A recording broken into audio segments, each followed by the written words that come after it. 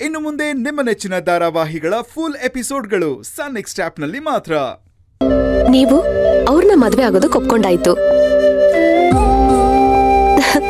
ಇನ್ಯಾಕ್ ಬೇಜಾರು? ನೋಡಿ, ನಿಮ್ ಜೀವನದಲ್ಲಿ ಇನ್ನು ಬೇಜಾರನ್ನು ಮಾತೇ ಇರಬಾರ್ದು, ಗೊತ್ತಾಯ್ತಾ? ಈ ಬೇಜಾರು, ನೋವು, ದುಃಖ ಇದನ್ನೆಲ್ಲ ಒಂದ್ ಮೂಟೆ ಕಟ್ಟಿ ಊರಿಂದ ಆಚೆ ಬಿಸಾಕ್ಬಿಡಿ. ಇನ್ಮೇಲೆ ನಿಮ್ ಜೀವನದಲ್ಲಿ ಏನೇ ಇದ್ರೂ ಖುಷಿ, ಎಂಜಾಯ್ಮೆಂಟ್, ಸಂಬಂಧಗಳ ಬಗ್ಗೆ ಮಾತ್ರ ಯೋಚನೆ ಮಾಡಿ. ಅರ್ಥ ಆಯ್ತಾ? ಅತ್ಗೆ, ಸಂಬಂಧಗಳ ಬಗ್ಗೆ ನೀವು ಹೇಳುವಾಗ ನಾನೊಂದು ಮಾತು ಹೇಳಿದ್ದೆ, ನಿಮ್ಗೆ ನೆನ್ಪಿದ್ಯಾ? ನನ್ನ ಮತ್ತೆ ಅಮ್ಮ ಸಂಬಂಧ ಬಿಟ್ರೆ ನನಗೆ ಇನ್ಯಾವ ಸಂಬಂಧದ ಮೇಲೂ ನಂಬಿಕೆ ಇಲ್ಲ ಅಂತ. ಅತ್ಗೆ, ನಿಮ್ಮ ವಿಚಾರ ಬಿಟ್ಟು ಹೇಳ್ತೀನಿ, ನೀವು ನನಗೆ ಎರಡನೇ ತಾಯಿ ಇದ್ದಾಗೆ. ಅಮ್ಮ ಮತ್ತೆ ನಿಮ್ಮ ಸಂಬಂಧ ಹೊರತುಪಡಿಸಿ ಇನ್ಯಾವ ಸಂಬಂಧದ ಮೇಲೂ ನನಗೆ ನಂಬಿಕೆ ಇಲ್ಲ ಅತ್ಗೆ. ಯಾಕಿಷ್ಟೊಂದು ವೈರಾಗ್ಯದಿಂದ ಮಾತಾಡ್ತಾ ಇದ್ದೀರಾ? ಈಗೇನಾಯ್ತು? ಮಣಿ ಏನಾದ್ರು ಅಂದ್ರ?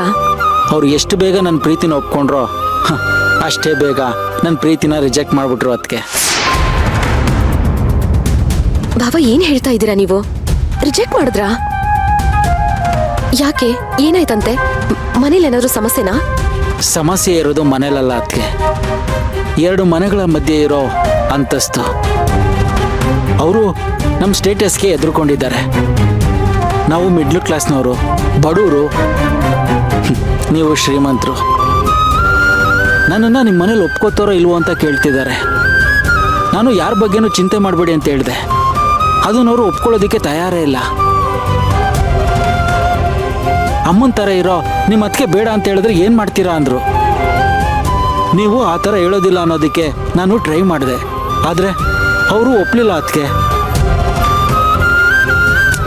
ಬಹುಶಃ ನನ್ನ ಜೀವನದಲ್ಲಿ ಮಣಿ ಅನ್ನೋ ಚಾಪ್ಟ್ರು ಮುಗೀತು ಅಂತ ಅನ್ನಿಸ್ತಾ ಇದೆ.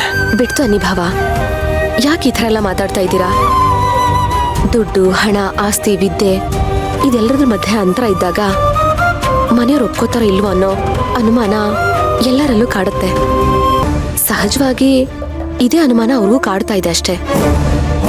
ಆದ್ರೆ ಇದು ಹಾಗಲ್ಲ ಅಂತ ನಾವು ಅವ್ರಿಗೆ ಅರ್ಥ ಮಾಡಿಸ್ಬೇಕು.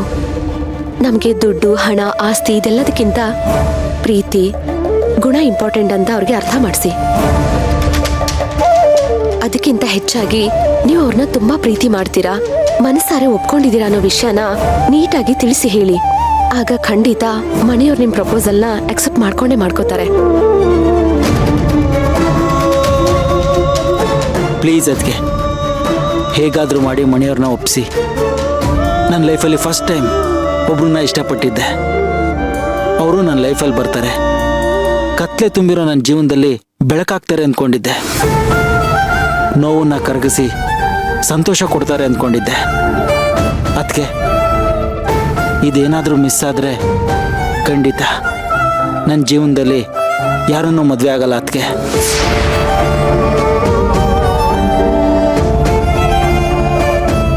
ಇಲ್ಲ ಭಾವ, ನಾನು ಈ ಮದ್ವೆನ ಮಾಡಿಸ್ತೀನಿ.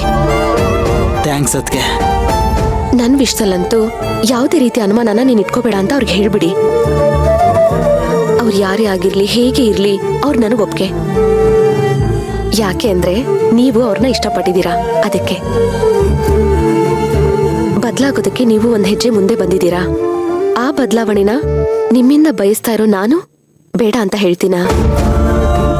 ನೀವೇನು ಟೆನ್ಷನ್ ಮಾಡ್ಕೋಬೇಡಿ, ಎಲ್ಲ ಸರಿ ಹೋಗುತ್ತೆ. ಅವರು ಮದುವೆ ಬೇಡ ಅಂತ ಕೂತಿದ್ದಾರೆ. ಕಾಲ್ ಮಾಡಿದ್ರೆ ಫೋನೇ ಪಿಕ್ ಮಾಡ್ತಾ ಇಲ್ಲ. ನೀವದ್ರ ಚಿಂತೆ ಬಿಡಿ ಭಾವ, ಟೆನ್ಷನ್ ಮಾಡ್ಕೋಬೇಡಿ. ಮನೆಯವ್ರ ಜೊತೆ ನಾನು ಮಾತಾಡ್ತೀನಿ, ಸರಿನಾ? ಅದಕ್ಕೆ ಇದನ್ನ ಬಲವಂತ ಅಂದ್ಕೋಬೇಡಿ. ಅವ್ರು ನನ್ನನ್ನು ಒಪ್ಪದೇ ಇದ್ರು ನೀವು ಮಾತ್ರ ತಲೆ ತಗ್ಗಿಸ್ಬೇಡಿ. ನನಗೋಸ್ಕರ ನೀವು ಯಾರ ಮುಂದೆನೋ ತಲೆ ತೆಗ್ಸೋದು ನನಗಿಷ್ಟ ಆಗಲ್ಲ. ಅವ್ರು ನನ್ನನ್ನು ರಿಜೆಕ್ಟ್ ಮಾಡಿದ್ರು ನನಗೇನು ಆಶ್ಚರ್ಯ ಇಲ್ಲ.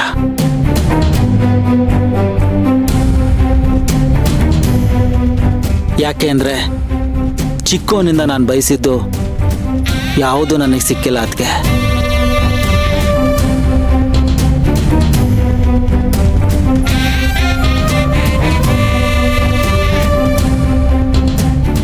ಇಲ್ಲ ಭಾವ, ನಿಮ್ ಪ್ರೀತಿ ವಿಷಯದಲ್ಲಿ ನೀವು ಸೋಲೋದಿಲ್ಲ. ಮನೆಯವ್ರ ಪ್ರೀತಿ ನಿಮಗೆ ಸಿಗುತ್ತೆ. ನೀವು ಖಂಡಿತ ಇದ್ರಲ್ಲಿ ಗೆಲ್ತೀರಾ. ನಿಮ್ಮಿಬ್ಬರನ್ನ ನಾನು ಒಂದ್ ಮಾಡ್ತೀನಿ. ನಾನೇ ಎದುರುಗಡೆ ನಿಂತು ನಿಮ್ಮಿಬ್ಬರ ಮದ್ವೆನೂ ಮಾಡಿಸ್ತೀನಿ.